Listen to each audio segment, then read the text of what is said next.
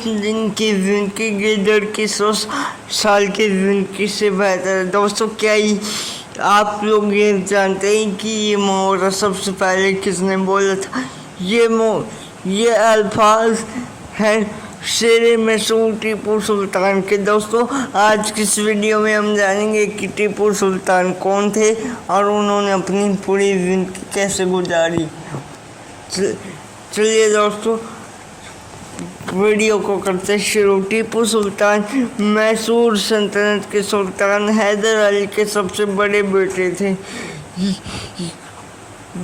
टीपू सुल्तान को तमिल और फारसी और इंग्लिश जैसी भाषाओं पर महारत हासिल थी। टीपू सुल्तान न सिर्फ भाषाओं पर पूरी भाषाओं पर भी पूरी महारत हासिल थी। इंग्लिश, फारसी, उर्दू, तमिल जैसी तमाम भाषाओं पर टीपू सुल्तान को महारत हासिल हुआ करती थी। टीपू सुल्तान इन सब चीज़ों के अलावा घुड़सवारी, तीरंदाजी, तलवारबाजी जैसी चीज़ों में भी बड़ी दिलचस्पी रखा करती थी। टीपू सुल्तान ने इन तमाम चीज़ों को बड़ी अच्छी तरह से सीख लिया था। अंग्रेज़ों ने जब टीपू सुल्तान अपना बचपन गुजारे थे, तब ये वो दिन थे जब अंग्रेज़ ईस्ट इंडिया कंपनी की मदद से हिंदुस्तान में अपने पैर पसारने की कोशिश कर रहे थे। अंग्रेज़ों ने टीपू सुल्तान की रियासत में आने वाली एक बंदरगाह पर कब्जा कर लिया। इस घटना के बाद टीपू सुल्तान शांत नहीं बैठ सके और इन्होंने अपने वालिद हैदर अली के साथ मिलकर अंग्रेज़ों से बदला लेने की ठान ली और अपने वालिद के साथ मिलकर इन्होंने अंग्रेज़ों को धूल चटा दी। एक बार फिर अंग्रेज़ों ने फिर से जंग छेड़ दी। इस बार टीपू सुल्तान एक बहुत बड़ा लश्कर लेकर बेंगलोर पहुंचे। वहाँ पर भी अंग्रेज़ों को टीपू सुल्तान ने बहुत बुरी तरह से हरा दिया था और टीपू सुल्तान के खिलाफ अंग्रेज़ बार बार कई जंग करी थी।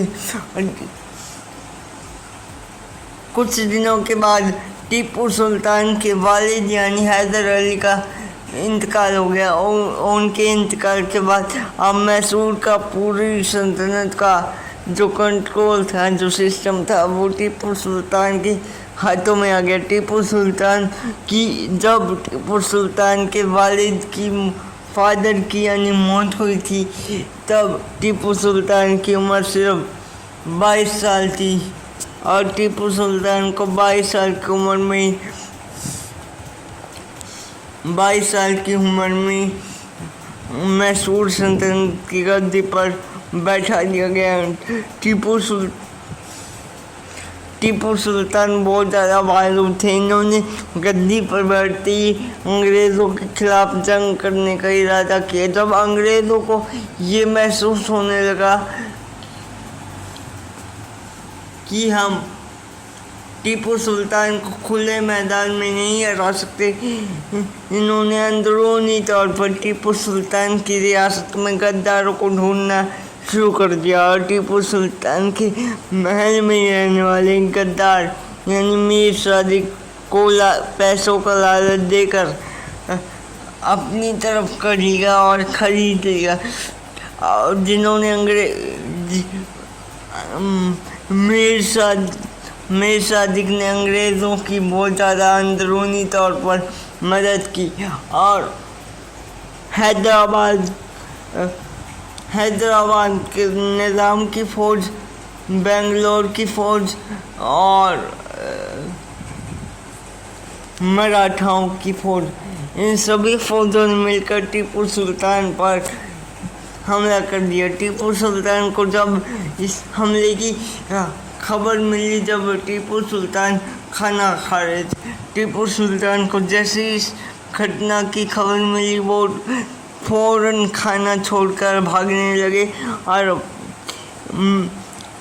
लेकिन उनके कुछ वफादार सिपाहियों ने कहा कि हमारे पास अभी मुट्ठी भरी फौज मौजूद है, आप महल के खुफिया रास्तों से बाहर निकल जाइए, हम यहाँ की तमाम हालात को संभाल लेंगे। लेकिन अपने वफादार और बहादुर सिपाहियों से टीपू सुल्तान ने कहा कि शेर की एक दिन की ज़िंदगी गिद्ध की 100 साल की ज़िंदगी से बेहतर है। और आखिरकार टीपू सुल्तान लड़ते लड़ते हमारे भारत देश के लिए शहीद होने वाले भारतीय शासक बने। और आपको जानकर हैरानी होगी कि तुर्की में मौजूद खिलाफत उस्मानिया भी टीपू सुल्तान की बहुत ज़्यादा इज्जत किया करती थी। जब टीपू सुल्तान को फौज की अंग्रेज़ों के खिलाफ ज़रूरत पड़ी थी तब खिलाफत उस्मानिया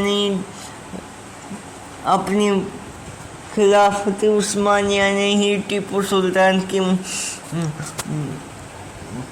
मदद की थी। और हम आपको ये भी बताते चलें कि ये पहला ऐसा मौका था। एक बार तो ऐसा मौका भी आ गया था जब अंग्रेज़ों को टीपू सुल्तान से समझौता करना पड़ा था। और जब टीपू सुल्तान शहीद हो गए थे तब अंग्रेज़ उनकी लाश से इतना खौफ खा गए थे कि उनकी बॉडी के आसपास भी नहीं भटके। इसलिए और उनकी मौत के बाद तमाम अंग्रेज़ों ने